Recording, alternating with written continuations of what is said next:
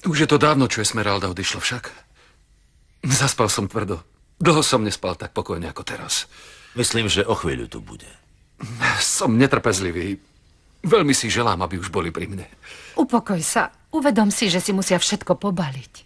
Koho to bol nápad, aby Esmeralda nešla priamo do Casa Grande, mama? Nuž jej. Rozprávali sme sa o tom, čo si povedal Chrysante. Že nechceš, aby sa kvôli tebe obetovala. Rozhodla sa, že sa s tebou nestretne hneď tu v Casa Grande, ale počká na ten najvhodnejší okamih. Taká je ohľaduplná. Stále nemôžem uveriť, že mi odpustila. Hoci myslím si, že si to od nej vôbec nezaslúžim. José Armando. Vieš, aký je to pocit, mama? Opustil som ju a zasa je moja. Aj José Rodolfo. Odteraz sa budem o neho starať. Už prišla Esmeralda.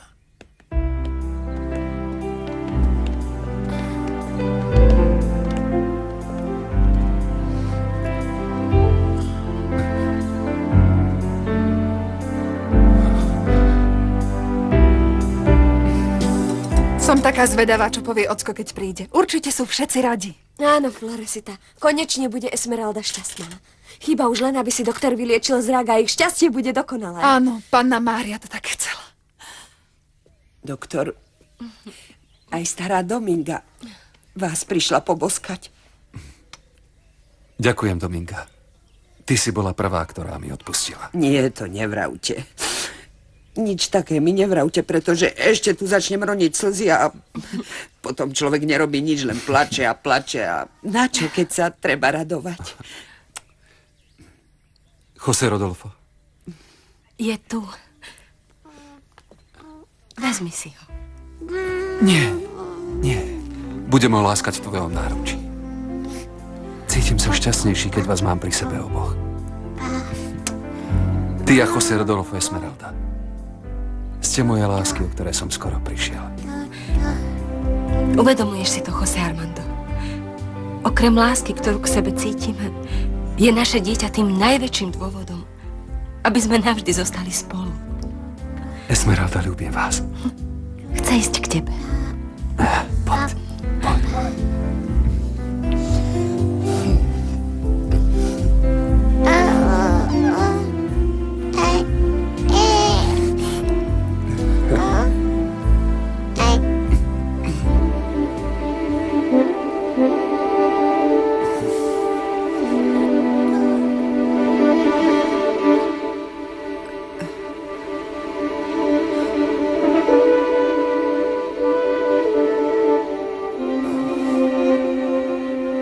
José Armando.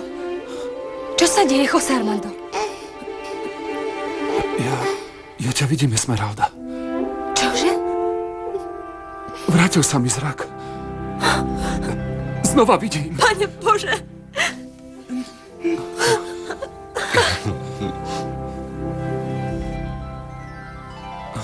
Pane Bože, ako je to možné?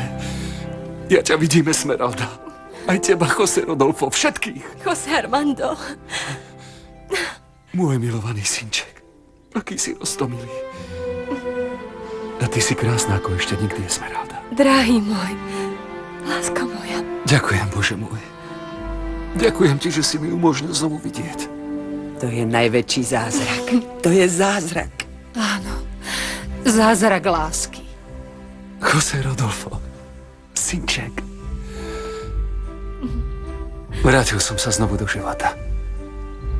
Pozri sa, chlapček môj. Ocko sa kvôli tebe uzdravil, pretože ťa veľmi, veľmi ľúbi. Ako sa budeme hrať, synček môj? Aha.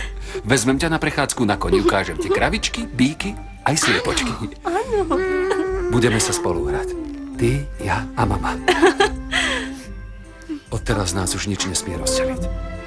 Nič. Som šťastný, že vás môžem vidieť. Vás všetkých. Nespustím z vás oči. Buď požehnaný, pane, ktorý si mi vrátil zrak. Buď požehnaný. Ach, švagrinka, môj brat bude veľmi šťastný, keď sa dozvie túto novinku. Áno, tak ako ja. A vieš, prečo som taká šťastná? Pretože toto dieťa, čo príde na svet, znamená vyvrcholenie našej lásky. Dnešok je najšťastnejším dňom v mojom živote. Esmeralda, Chceš sa za mňa vydať? Áno, chcem, Jose Armando. Ale tu, v miestnom kostolíku. V svadobných šatách budeš vyzerať ako kráľovná dcerka. Láska, chcem, aby naša svadba bola najkrajšia na svete. To určite bude. S kvetmi a muzikou. A vezmeš si náušnice, moja, tie krásne, smaragdové. Sú od tvojej prababičky. Teraz budú krášliť ďalšiu peňareálovú.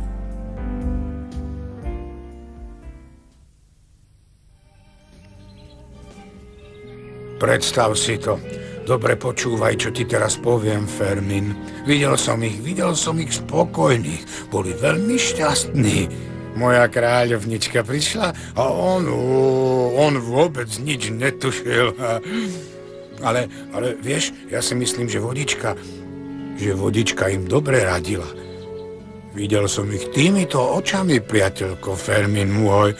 Škoda, že si ich nemohol vidieť. Škoda. Ty si pokojne odišiel a mňa si tu nechal samého, samúčičkého.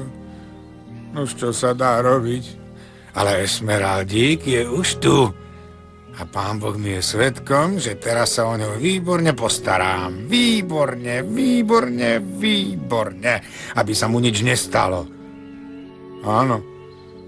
Ukážem mu toľké veci, ako si to robil aj ty, priateľ Fermin. Naučím ho toľko vecí, však uvidíš. A čo, zasa si tu, kamarát? Ako sa máš, trolebus? Nuž veru, veď vieš, že som vždy býval so svojím priateľom Ferminom a preto mi teraz veľmi chýba. Pozri, pravdu povediac, ja ťa celkom chápem, kamarát. Áno, ďakujem. Pravdu povediac, je mi ľúto, keď ťa vidím takého skormúteného. Nie, ja teda nie som Stormu, či ako si to povedal? Skormútený. Stormu, nerozumiem. Tak smutný. Nie, ja nie som smutný. Ja som sa len prišiel porozprávať so svojím priateľom Ferminom. Tak aký Stormu? Čo za Stormu? Čo? Okresná nemocnica, ošetrovňa. Esmeralda, to som rada. Hilda, udialo sa veľmi veľa vecí. Ale musím ti povedať to najdôležitejšie. Idem sa vydávať. Áno, a chcem, aby si tu bol aj ty. Chcem, aby na svadbe boli všetci ľudia, ktorých mám rada. A ty si jedna z nich. Bola by som rada, keby si bola mojím svadobným svedkom. Tou novinou si ma naozaj prekvapila. Vezmem si na to voľno, pretože takú svadbu si nemôžem nechať ujsť. Prídem veľmi rada. Hilda, chcela by som sa ťa niečo spýtať. Vieš niečo o Alvarovi?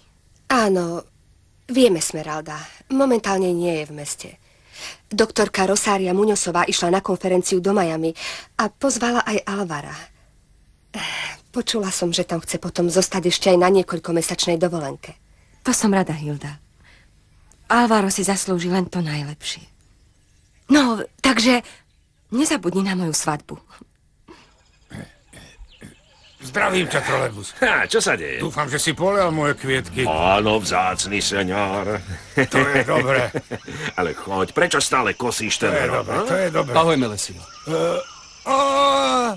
Ako sa máš? Ako sa máš, doktorko, čo? Prišiel si samučičky sám? Naučil si sa chodiť aj bez pomoci, ako vedela chodiť aj moja najmilšia kráľovnička? Nie, Melesio. Tak teda, ako to, že chodíš sám, ak si sa to nenaučil? Ako si to urobil? Ja zasa vidím, Melesio. Už nie si slepý? Aha. Po celý život ti budem vďačný za všetko to, čo si pre mňa urobil, keď som si ja sám nevedel pomôcť.